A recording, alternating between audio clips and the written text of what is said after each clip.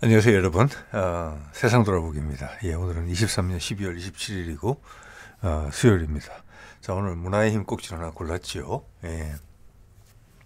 많은 분들이 이미 접하셨을 거라고 보는데, 대문산에서 보신 것처럼 그 영화 기생충으로 잘 알려진 영화배우 이성균, 마약 혐의를 받고 있었죠. 조사를 받고 있었던 것 같아요. 그가 자살을 했다, 이런 이제 기사가 있었죠.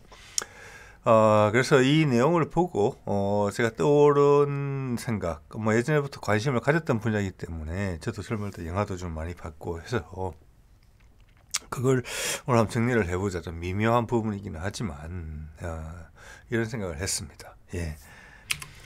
자, 이게 신문에 나온 보도죠. 차 속에서 와룡공원이라고, 아마 저기 어디죠? 북한산 그 승벽 올라가는 입구에 있는 그 공원이죠. 거기서 번개탄으로 이제 자살을 한 것으로 지금 봐지는데, 저도 여러 내용을 제 채널에서 다룹니다만은 국방, 정치, 문화에도 다루긴 하지만, 사실 정치나 국방 같은 경우는 첨예하죠. 하고 싶은 말을 바로바로 할 수 있는 그런 부분이 있는데, 문화는 어떻게 보면 예술적인 부분하고 우리 감성이라는 부분하고 엮여져 있기 때문에 다른 모든 분야를 정치, 국방 이런 거 다 포함해서, 종교 이런 거 다 포함해서 녹여내는 거죠. 그래서 첨예한 느낌은 없지만 바로 직접적으로 하고 싶은 이야기를 바로 하지는 않지만 뭉건하게 영향을 크게 미치는 부분이에요. 그래서 저는 이제 윤석열 정부가 이제 대통령실을 자리 잡고 나서부터 이 문화계, 여기서는 이제 영화계뿐만 아니라, 오늘은 이제 영화계 이야기지만 음악, 문화계 전반에 있어서 큰 척을 쥐고 있다. 그 대표적인 사례는 여러분들도 느끼시겠지만, 이 정부, 윤석열 정부 들어서서 국가 행사에 있어서 음악이나 연출, 조명, 이런 모든 분야에서 엄청나게 차이가 난다. 정치 같은데 아무 관심 없는 사람들이 보기도 그렇다. 그 전까지는 세계 최고 수준의 어떤 연출력을 보여줬죠. 물론 연출을 해가지고 알맹이가 없는 것을 알맹이가 있게 만든다는 것은 사기죠. 그건 아니지만 있는 걸 가지고 그것을 가장 잘 표현해내는 것은 능력이잖아요. 자, 그런 점에서 엄청나게 큰 격차를 벌였어요. 지금은 이제 중위권 수준으로 우리 대통령 몇 세대 전으로 넘어간 것 같아요. 저는 그걸 보면서 느꼈거든요. 문화계의 주류 인사들이, 물론 문화계의 모든 사람들이 정치적 성향이 동일해야 하겠습니까마는 주류의 생각이 다르다는 거죠. 그러면 본인의 뜻이 그 주류와는 다르더라도 함부로 발을 담그기가 저어되는 것은 맞잖아요. 그래서 문화계랑 현 정부랑 큰 벽이 있구나. 이거는 상당히 큰 데미지다. 그런 게 어떤 영화들이 나오느냐, 그리고 케이팝 스타들이 어떤 행동을 보여주느냐, 그리고 제가 화장실 왔다 갔다 하면서 보는 우리 집사람의 어깨 너머로 보는 연속극에 등장하는 장면들이 어떤 주제를 다루고 있느냐, 이게 사실 더 크거든요. 왜? 이런 것들은 국민들이 평소에 대해서 복잡한 이야기 좋아하니 안 하니, 정치에 관심이 있느니 없느니, 나만 행복하면 되지, 내 자식만 좋으면 되지, 이런 모든 사람들의 기저에, 밑바닥에, 마음속에 깔리는 정보를 주는 거거든요. 이게 엄청나게 무서운 거예요. 이런 것들이 갈라섰구나, 이미 전혀 영향력을 행사하지 못하는구나, 이런 생각들을 이제 계속 해왔는데, 오늘 이제 이 이성균의 건을 통해서 한번 정리를 해보자, 이런 생각이 한번 들었습니다. 물론 제 개인의 의견이라는 걸 참고해 주시고, 여러분이 이제 문화라는 것이 생활 속에 느껴지는 부분이잖아요. 그래서 동의하든 동의하지 않으시든 여러분이 어떤 문화계를 바라보는 시각, 그리고 우리 어떤 정치도 문화의 일부분이죠. 그걸 구성하는 요소들이 어떤 요소들에 있어서 어떤 지형이 형성되어 있느냐, 여기에 대해서 한 번 더 생각해 볼 수 있는 그런 기회 정도로 생각하시면 될 것 같아요. 자, 이건 영화 기생충이고 2019년에 나왔고, 이게 이제 오스카의 작품상을 받았죠. 감독상도 받고. 그러니까 외국 영화라고 해서 따로 대접을 받은 게 아니라 최고의 영화로 이제 군림을 했고, 이건 뭐 대단한 영화니까 분명하죠. 여기 이승균이 출연을 했었고, 또 드라마를 보시는 분들은 저도 이 뭐 직접 다 보진 않았습니다만 이 드라마의 주요 내용은 봤습니다. 나의 아저씨 2018년에 나온 거죠. 예, 여기도 이승균이 이제 나왔더랬죠. 자, 그러면 이런 마약 사건이 어떤 맥락에서 있느냐? 저는 예전에 조국 건 때도 말씀을 한번 드린 바가 있는 것 같은데 기억하시는 분들은 없으실 거라고 봅니다만, 공적인 상황에 노출된 사람으로서 어떤 법이라는 규범의 틀 속에서 지적받을 일을 한 것이 확인이 되면 거기에 대한 응당한 처벌을 받아야 돼요. 또한 처벌을 받고 나면은 그 사람은 뭐 나라를 배반한 죄가 아닌 다음에는 면책이 되는 거죠. 네, 그게 뭐 이론의 움직임이긴 되겠지만 법적으로는 기본적으로 면책이 되는 거예요. 내가 벌을 받았으니까. 그렇고 또한 법이 가장 중요한 것은 공평하다는 거잖아요. 지금 미국 주도의 세상이 흔들리거리는 이유가 뭡니까? 영어로 말하면 더블 스탠다드, 즉 이중잣대, 우리말로 하면 미국이 기분이 좋을 때 제시하는 잣대와 기분이 나쁠 때 제시하는 잣대가 다르다. 근데 그건 사람들이 느끼고 있는 거잖아요. 그래서 우리의 잣대도 누구한테 은밀하게 들이댔으면은, 그리고 그 정권을 비판하면서 등장한 정부, 그 대표적인 사례로서 법무부 장관 후보를 지명까지 됐었나요? 네, 자리에 며칠 있었는지까지는 모르겠습니다만 거기에 칼 같은 기준을 제시해서 검사들이니까 낙마를 시켰으면, 그리고 그것을 새로운 대통령의 등장에 큰 디딤돌로 삼았으면 그 기준은 모든 공직자한테 칼같이 적용이 돼야 되죠. 그렇지는 않았잖아요. 그러면 저는 크게 실망하고, 뭐 실망이란 말은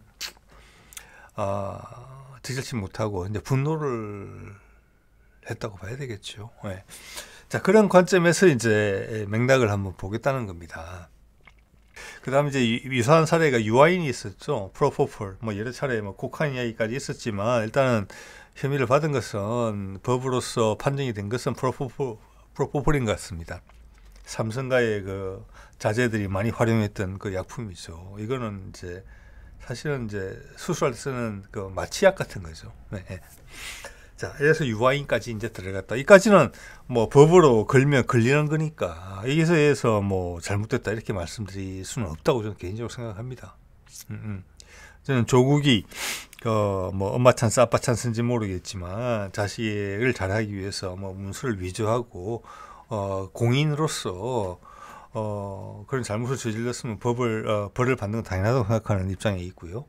단지 문제는 그 똑같은 기준이 그대로 적용이 돼야 되는데 그렇지 못한 사례가 너무 많죠. 그것보다 훨씬 더 10배, 100배 더 심한 죄를 짓고, 또 그런 죄를 지었다고 고발을 할 수 있는 검찰 스스로가 그것보다 훨씬 더 뛰어난 범죄를 그것보다 훨씬 더 나쁜 범죄를 저지르고 있다는 사실. 거기서 뭐 더 이상 이 정권에 대해서 논할 수 있는 범위를 넘어섰다고 이제 보는 거죠. 자, 여기까지는 이제 그런 말씀으로 제가 설명을 드릴 수 있겠고요. 자, 제가 여기에 대해서 이제 문제의식을 가지게 된 이유가, 제가 뭐 마약을 한 연예인들을 편들겠다 이런 생각은 없습니다. 그들은 벌을 받으면 되고요. 여기에 하나 언급이 되는 부분은 이 부분이에요. 2023년 2월, 금년 초 2월 23일 날 나온 기사인데, 식약처장이 이런 말을 해요. 어떤 행사에서 내가 잡은 건 유아인이 아니다. 그러면서 그의 본명을 언급했어요. 이거는 제가 봤을 때는 식약처장이 자신을 홍보했다고 저는 보거든요. 예. 이게 이거하고 맞물린다고 생각합니다. 저는 이게 아마 오늘 동영상을 제작하게 된 가장 큰 이유가 아닌가 싶어요. 이 중앙일보 기사의 내용이 이겁니다. 이 내용을 잠깐 볼게요. 한국이 마약 안전사회가 될 수 있도록 식품의약품안전처가 심기일전하겠습니다. 23일 서울 종로구 한 식당에서 열린 식약처 신년 간담 기자회의, 신년 기자 간담회의 시작과 끝은 마약이었습니다. 이러면서 유아인을 언급했어요. 예. 자, 그럴 수 있죠. 새로운 이제 마약 사범이 늘고 있는 건 여러분 다 아시잖아요. 새로운 이제 마약 사범 검거 시스템을 구축을 했고 거기에 걸려든 것이 유아인이었다. 이 이야기를 하는 건데 유아인의 본명이 이거였다라고 굳이 자신의 업적을 지금 튀긴 부분이 좀 있거든요. 제가 왜 이야기를 하는고 하니 국정 감사 때 보면은 이 이제 식약처가 뭡니까? 우리의 국민의 안전을 지키는 것이죠. 그 중에 마약의 확대를 방지하는 것은 뭐 당연히 그의 임무에 들 거라고 봅니다. 그런데 23년 동안 발생한 일 중에 주요한 일 중에 국민의 건강을 위협할 수 있다고 생각하는 생각되는 이슈 중에 하나가 일본의 그 오염수 후쿠시마 오염수 배출이 있었어요. 자, 거기에 정부 입장에서는 뭐 과학적이다, 비과학적이다 여러 가지 이야기가 있지만 식약처에서만큼 그걸 확실하게 해줘야 되잖아요. 우리가 코로나를 겪으면서 식약청이 식약처로 성격된 이유에 대해서 알고 있어요. 그게 혼신의 힘을 다했던 공무원들이 있다는 걸 우리가 알고 있거든요. 그런데 우리가 자연스럽게 기대게 되는 식약처에서는 사실은 그 오염수의 위험에 대한 기준이나 어떤 계획, 우리가 어떻게 이제 모니터링 하겠다는 그 계획에 대해서는 되게 부실했거든요. 그러면서 이런 홍보를 한 거죠. 자, 여기서 이게 상당히 정치색이 있구나. 이런 생각을 하지 않을 수가 없었어요. 자, 여기까지도 의혹이 있어. 그러면 이제 다른 장관들 이야기를 좀 해봐야 될 것 같아요. 제가 지금 대통령실이나 장관들을 봤을 때 우리가 이전 정부들하고 비교를 했을 때 자, 우리가 20, 30대에는 뭐 저는 그랬던 것 같습니다. 사람이 얼마나 재치가 있느냐, 어떤 본인이 처한 상황에 대해서 논리적으로 설명하고 빠져나오느냐, 그런 걸로서 그 사람이 얼마나 훌륭하나 이런 걸 판단했던 것 같아요. 그러다가 이제 한 40대쯤 오면은 그의 인생이 어떤 맥락을 가지고 있느냐, 이런 걸로 그 사람의 진가를 판명하려고 했던 것 같아요. 왜냐, 중요하니까. 그런데 이제 나이가 좀 더 들면은 50이 넘어가면은 뭘로 판단을 하냐면은 사람의 얼굴을 보면 좀 판단이 돼요. 그리고 그 사람의 말 몇 마디를 들어보면 판단이 좀 된다고 봅니다. 자, 그런 면에서 봤을 때 현 정부에 있어서 대통령실이나 장관들을 보면은 대부분이 자신의 눈빛이 아니에요. 이게 내가 하고 싶은 일이고 내가 관장하는 일은 그 총책임이 나한테 있다. 뭐 주상적이긴 합니다만은 확인이 안 된다. 이게 제 생각입니다. 그 중에서 대표적인 게 이게 국방뉴스에 나온 내용을 한 건데 아마 이종섭 전 국방장관이죠. 이 사람이 25사단인가 거기를 방문했을 때 이게 보면 몇몇은 이제 국방부에서 들어간 참모도 있을 것 같고 군단에서 간 사람도 있을 것 같고 이 그림 속에 나오는 장면 중에는 25사단장도 있을 것 같습니다. 저기 소장이 25사단장일 수 있겠지요. 여기 보면 중령에서 뭐 소장까지 있는데 준장 여러 포함해서 저기 중령이 있네요. 두 사람.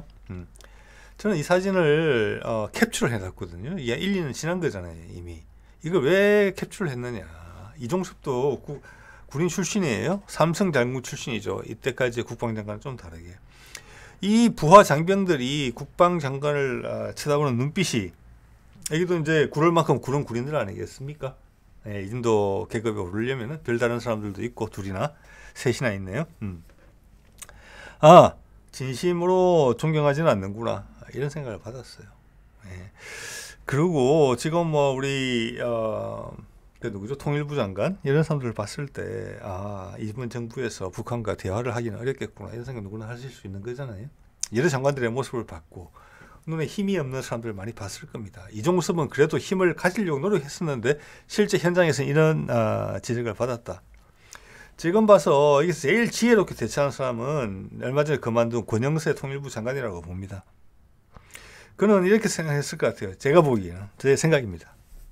그의 성향을 보건데 내가 윤석열 정부하고 크게 코드가 맞지는 않더라도 통일부 장관으로서 뭔가 할 수 있는 일이 있겠다. 즉 남북관계 진전이고 통일에 대해서 내가 뭐 기여해서 내 이름을 남길 수 있겠다. 이런 기회가 있었다고 봤기 때문에 그가 이기에 들어왔다고 봅니다. 통일부 장관 자리에. 그렇지만 그가 그만뒀을 때는 자기 임기 중에 남북관계가 악화되면 악화됐지 좋아질 여력은 없다. 라는 걸 판단했기 때문에 그만뒀지요. 그만두기 얼마 전에 그런 이야기 했죠. 남북관계가 쉽게 회복되기는 어려울 것 같다. 이런 겁니다. 그래서 어중간한 입장에 있던 이종섭은 어떤 말을 하면서 계속 정권의 잘못을 본인이 다 뒤집어섰잖아요. 사드 도입해야 된다. LSM은 버려야 된다. 사드가 없으면 이스라엘 미사일이라도 도입해야 된다. 북한 무인기 들어왔을 때 여러 가지 거짓말을 했죠. 해병대 수사 외압도 사실은 대통령실이 잘못한 것을 본인이 다 뒤집었었죠. 결국 옷 벗었잖아요. 그가 이 정권에 발을 들여놨던 것을 차라리 발을 들여놓지 않았었으면 내 남은 인생이 명예스럽지 않았을까, 군 후배들한테 존경을 받지 않았을까, 이런 고민 진지하게 하리라고 봅니다. 자, 이런 것들을 바탕으로 봤을 때 이종섭은 그 중에 상위권에 있었어요. 나머지 장관들은 뭐 별 볼 거 없다고 생각합니다. 예. 그런 상황에서 식약처장이 저런 이야기를 했다는 것은 뭐냐, 나는 나한테 오지 않았을 기회인데 식약처장까지 하게 됐다. 계속 잘 보이고 싶다. 그 와중에 유아인이 걸렸다. 이런 거라고 보거든요. 네, 정 맥락을 봤을 때. 뭐 이건 제 의견입니다. 아까도 말씀드렸다시피. 자, 또 하나, 이런 뭐 계속 간접적인 증거밖에 없죠. 얼마 전에 12월 11일 날 BTS가 입대를 했어요. 이때 RM하고 아마 B가 입대를 했고, 그 다음 날 나머지 멤버들이 입대를 하면서 전체 이제 군대 갈 사람 다 간 것 같아요. 2025년에 이제 나온다는 것인데, 사실은 이제 가기 전에 BTS가 군대 가기로 선언하고 나서 전부 다 이제 솔로로 곡을 다 냈죠. 그 중에 가장 마지막에 아마 했고 가장 성공적으로 했던 게 정국 같습니다. 정국 JK라고 불리는. 정국의 노래는 상당히 인기가 있었고 세계적으로 외국의 반응을 보면은 이런 내용들이 제 기억에 남아 있습니다. 정국은 BTS가 아니라 혼자도 충분히 성공할 수 있다. 그래서 내가 봤을 때는 독립적으로 활동할 것 같다. 뭐 이런 판단을 내놓는 이야기를 들은 적이 있습니다. 그렇지만 손잡고 같이 갔잖아요. 네. 이 전국의 사례를 보면은 이 문화계가 지금 윤석열, 제가 뭐 김건희, 윤석열 이렇게 표현을 했는데 대무사진에서 그것은 영향력의 순서대로 적은 거라고 보시면 되겠습니다. 얼마나 대응을 하고 있느냐. 누구도 이걸 정리를 안 해줘요. 근데 오늘 이야기 한번 들어보시면은 제가 왜 이런 이야기를 하는지 이해가 되실 겁니다. 네. 물론 BTS는 여러 외교관으로서 역할을 했기 때문에 문재인 정부에서 특별 뭐 외교관 여권도 받고 그랬고 유엔에서 발표도 하고 그랬죠. 예. 그렇기 때문에 국민의힘 입장에서는 저쪽 편에 서 있는 사람들이었고, 이번 정부의 특징이 지난 정부의 모든 것을 부인하는 입장에 있잖아요. 그래서 BTS는 당연히 부인되는 것이죠. 그런데 BTS는 사실 한국이 나온 세계 최고의 스타고, 뭐 음악계, 글로벌 음악계에 있어서도 그게 SNS와 세계적인 인터넷의 영향 때문에 그런 것도 있지만 세계 최고의 스타거든요. 전 세계적으로 고루 지지를 받는다는 측면에서. 그래서 그들이 던지는 메시지는 새로운 종교다 할 정도로. 저도 최근에 정치 논평에서 몇 번 말씀드립니다만은 미국 같은 경우도 마찬가지지만 지금 기성세대와 젊은 세대 간의 사고의 차이가 커요. 그건 당연히 경제적인 차이에서 기인한 거예요. 그러면 기성세대가 다니는 교회에, 절에 젊은 세대가 안 따라가죠. 그럼 그들은 완벽하냐? 아니죠. 새롭게 기댈 때가 필요합니다. 그들한테 희망을 줄 수 있는. 이게 과거에 종교들이 등장했을 때 그 시기의 모습과 똑같아요. 난 가질 게 없고 기존 틀에서는 나는 기름을 짜내는 역할밖에는 할 게 없다. 그리고 내 방식대로 따라와. 이런 요구다. 그걸 벗어나면 난 무조건 탈락이고 낙오다. 내 인생은. 장가도 못 가고 돈도 못 벌고 집도 못 가진다. 이런 거잖아요. 그게 부처님이 오셨을 때, 예수님이 오셨을 때 세상의 모습이에요. 자, 그거를 BTS가 대신해 준다. BTS가 지금의 젊은이들한테는 종교다. 뭐 반드시 젊은이들 뿐만이 아니지만은, 자, 이런 이야기를 듣고 있는 상황인데 이들의 영향력을 알고 있기 때문에 이들을 활용하고 싶은 욕구는 계속 있었던 것 같아요.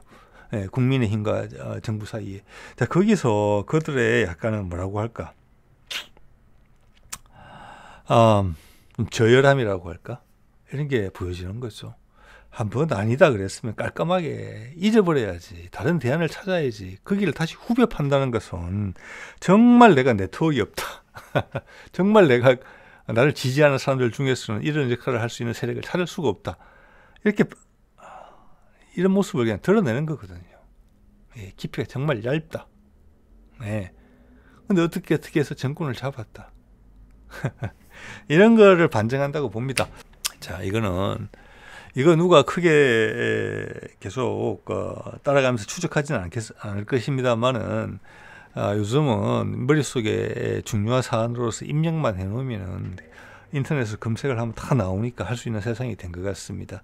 이 볼까요? 대통령 취임식 할 때 이야기에 작년 4월 달이죠, 다. BTS를 그때까지만 해도 군에 간다는 거, 이런 여러 가지 내용들에 대해서 정치적 계산 때문에 민주당도 그렇고 국민의힘도 그렇고 뭐 이래저래 말이 없었어요. 예. 못 간다 쪽으로. 왜? 20대의 표가 중요했기 때문에. 거기에 대해서는 저 여러 가지 생각할 수 있어요. 뭐 안 간다 할 수도 있어요.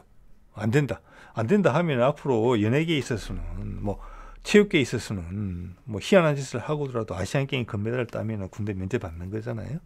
그런데 그 연예계에서는 기준이 명확하지 않기 때문에 못 간다. 그러면 그대로 유지하면 돼요. 근데 법을 바꿔서 또 뭐 시행령을 바꿔서 간다. 저기 군대 면제를 해줄 수도 있다. 그리고 그 전례를 바탕으로 뒤에 또 쭉 갈 수 있다. 뭐 그것도 괜찮다고 생각을 해요. 그게 계속 유지만 될 수 있으면은. 자, 이때는 그게 결정이 안 됐을 때고, 뭐 한이 많이에 대해서 이때 행자부 장관 또는 다른 사람의 명의로 BTS가 윤석열 대통령의 취임식에 와서 공연을 해라. 근데 이때 비친 내용이 뭐냐? 제가 이해를 하기로는 우리가 정권을 잡았다, 국민의힘이. BTS는 문재인 이전 정부에 충성을 했던 그룹이다. 전 세계적으로 인기도 있고. 자, 군대 문제도 걸려 있고, 지난 우리가 도와주면은 민주당도 그런 입장이 많이 있었기 때문에 국민의힘이 좀 도와주면 너희 군대를 빼줄 수 있다. 이런 여건이 조성이 된 거예요, 이 상황에서. 그런 상황에서 우리한테 와서 공연을 해주면서 문재인 정부 때 했던 역할 이상의 역할을 우리 정부의 대외 교섭력에 도움을 줄 수 있으면은 그런 쪽으로 우호적으로 생각해 줄 수 있지 않겠느냐, 그런 분위기를 분명히 풍겼다고 봅니다, 저는. 이게 정말 나쁜 거죠. 예, 이거는 뭐냐, 문화예술인들을 광대로 본다는 시각이 있어요. 지조가 없고. 예, 이게 저는 엄청나게 안 좋은 것이라고 봅니다. 문화예술인들은 그걸 느끼고 있다고 저는 봐요. 정말 잘못한 일이죠. 그런 의사를 충분히 풍겼어요. 안 될 거다라는 생각이 있었지만 내부에서 계속 찝쩍거렸어요. 왜? 군대 안 보내줄 수도 있다. 그리고 밖에 문화업계에서, 문화산업계라고 이야기해야 되겠죠. BTS가 이 시기에 군대를 가는 것은 국가적으로 너무나 큰 손실이다. 그런 의견이 분명히 있었거든요. 그렇게 퉁치고 넘어가면 된다. 그러면서 우리 밑으로 굴복시키면 되겠다. 그게 안 통했다는 거죠. 그래서 제가 그 BTS가 대단하다고 보고, 엄청나게 다 20대 젊은이들이지만 엄청나게 큰 선례를 남겼다. 예. 그리고 그들이 영화계하고는 서로 뭐 잘 알지는 못할 거라고 생각을 해요. 그렇지만 전체 문화계가 하나의 힘으로 뭉치는데도 도움을 줬다. 윤석열 정부는 문화계에서 완전히 고립됐다. 이거에 큰 결정을 한 게 이 사안이라고 저는 생각을 합니다. 예. 자, 이런 말도 있었죠. 그 해 이제 10월 19일 날 군대, 왜냐하면 BTS 이거는 행간을 읽어야 돼요. 자, BTS가 거기 저항을 했기 때문에 취임식 날 가서 노래를 부르지 않았기 때문에 이제는 군대를 가야 되는 건 거의 확실해졌어요. 네, 그래서 이야기를 한 겁니다. 자기들은 군대 간다고. 자기들끼리 내부에 많은 이야기가 있었겠죠. 소속사까지 포함해서. 그렇게 선수를 친 거예요. 그때 가서 노래를 대통령 취임식에서 노래를 안 했다는 것은 우리가 군대를 간다는 것을 각오했다는 거예요. 그래서 그 결정을 발표했고, 언론에서는 이렇게 표현을 해줘요. 뻘쭘해진 정치권. 제가 봐서는 뻘쭘해진 정치권이 아니고 더 뻘쭘해진 국민의힘이에요. 더 무척 뻘쭘해진 대통령실이에요. 즉 본인들이 집권하는 5년 동안 BTS의 도움을 받을 일은 없다. 네. 그리고 그들이 노래와 리듬과 가사를 통해서 대중이 어떤 식으로든지 우리한테 행복하지 않다고 느끼는 부분을 강조할 것 같다. 이게 결정나는 순간이죠, 이게. 네. 왜냐? BTS가 일부러 그러는 게 아니에요. 그들은 예술인으로서 자기들 느끼는 바를 그냥 표현하면 돼요. 정치적 영향력 없이. 그걸 계속 하겠다는 거예요. 그걸 이쪽으로 땡기려고 한 거죠. 정치색을 입히려고 한 거죠. 네. 그거는 예술인들에 대한 무한한 도전이에요. 제가 봤습니다. 네. 그 영화계도 마찬가지예요. 그걸 강력히 거부한 거예요. 여기 문학이라는 것은 소설, 음악, 미술, 뭐 훨씬 나이 많은 사람들 많이 있을 수 있어요. 거기에 이런 계기로 부닥친 BTS가 그 전체에 영향력을 줄 수 있는 행동을 이때 2022년 10월 19일, 작년 10월 19일에 했다 이렇게 보시면 될 것 같아요. 네. 자, 그리고 군대를 일부 BTS 멤버들이 군대를 간 상황에서도 이런 요구를 했어요. 잼버리 많은 문제가 있었죠. 전북에서 했던 거. 거기에 어떤 여파로 가장 큰 타격을 받은 게 뭡니까? 부산 국제 엑스포 받았죠. 어떤 언론에서도 그걸 연계시키지 않는 것 같아요. 자, 그렇게 궁지에 몰리자, 잼버리가 남백상을 보이자, 누구나 책임지지 않고 남백상을 보이자, 또 하나 나온 의견이 국힘의 한 의원이 잼버리에 BTS 공연을 해서 분위기를 바꾸자, 이런 이야기를 낸 거예요. 국방부에 요청하겠다. 저 군대 간 애들을 불러내서 아직 군대 가지 않은 애들이랑 멤버들이랑 섞어서 공연을 하게 해서 이걸 전화위복을 하겠다. 이렇게 제안을 했단 말이에요. 이게 말이 됩니까? 예. 이미 대통령 취임식에 오지 않았다는 것을 이유로 해서 군대를 보낸 셈이잖아요. 따지고 보면은. 근데 자기들이 궁하니까 또 불러냈다? 이건 아니죠. 이런 사람들이 정치를 한다, 사람들을 뭐 화합을 시킨다, 국민 통합 이런 말 가끔 쓰는 것 같던데, 공정과 상식. 그래서 BTS가 입대한다고 하니까 전 세계에서 봄날이라는 BTS 노래가 있습니다. 여기서 누구도 그런 얘기 안 하더라고요. 제가 금방 이 자료를 이제 준비하기 위해서 검색을 해보니까, 봄날은 사실은 세월호 때의 노래, 세월호하고 상관이 있는 노래죠. 전 세계에 아마 BTS 팬은 다 그렇게 알고 있죠. 거기 나오는 내용이 보고 싶다 이게 있고, 봄날이 올 때까지 기다리자, 늘 잊지 않을게. 노란 리본 이야기예요. 쉽게 이야기해서 완곡하게 그 중에서 기사들이 쓰고 싶은 내용만 쓴 거예요. 그래서 이게 전 세계에서 83개국에서 1위를 했다, 이런 내용이 나오죠. 우리 국민들보다 외국 사람들이 훨씬 더 이해를 많이 해요. 이게 저는 BTS 위상이라고 봅니다. 자, 그렇기 때문에 이들을 함부로 다루려고 했던 현 정부의 시도에 대해서 BTS가 코웃음을 날렸다는 거예요. 우리 군대가 꽤 깔끔하게. 네. 그리고 뭐 우리 멤버 안 흩어져. 우리 하고 싶은 거 다 하고 우리는 길게 본다. 네. 옛날 연예부 기자가, 그리고 방송국의 PD가 뭐 잘 안 해주면 금방 목숨이 떨어질 것 같아서 이리 와서 아부하고 저리 와서 아부하고 뇌물 주고 접대하고 이런 시대는 지났다는 것을 BTS가 보여주고 있는 것이죠. 어떻게 보면 그들의 위상에 걸맞는 걸 해주는 것이고, 저도 처음에 군대를 가게 됐다고 했을 때 큰 아쉬움이다 이렇게 생각을 많이 했지만, 지금 돌아가는 분위기를 봤을 때는 이게 BTS를 더 강하게 하겠다. 물론 미래 이야기입니다만, 예. 모든 멤버들이 그들의 인기 여부와 상관없이 원래 계획했던 대로 흩어졌다가 다시 모여서 손잡고 군대 가는 모습을 보면서 대단한 친구들이다. 갔다 와서 더 위대해지겠다. 윤석열 정부가 5년을 채운다면은 그 5년이 끝나기 전에 22년에 집권했으니까 27년까지 하는 거잖아요. 1년여 기간 동안 BTS랑 같은 밥을 먹어야 돼요, 현 정부가. 그때 모습도 기대가 된다. 물론 세상은 그때랑 많이 바뀌어져 있을 것 같습니다만, 그때가 되면은. 네. 자, 그리고 지금 이제 서울의 봄, 이걸 개봉했다는 제가 아직 보진 않았습니다. 예, 뭐 내용이야 대충 알 것 같습니다만은, 이거에 대해서 국민의힘이 되게 불편했던 기억이 나요.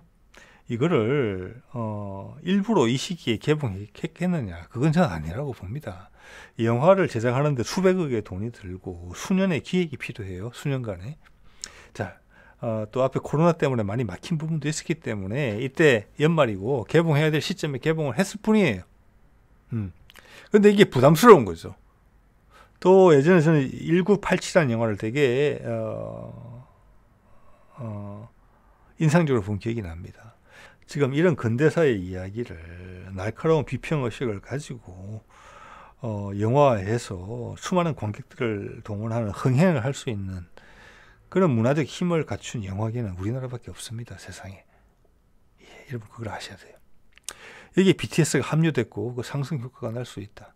이거는 학교에 시험을 보기 위해서 어쩔 수 없이 외워야 했던 역사책에 나오는 그런 이야기, 사회책에 나오는 그런 이야기하고는 전혀 다른 차원이에요.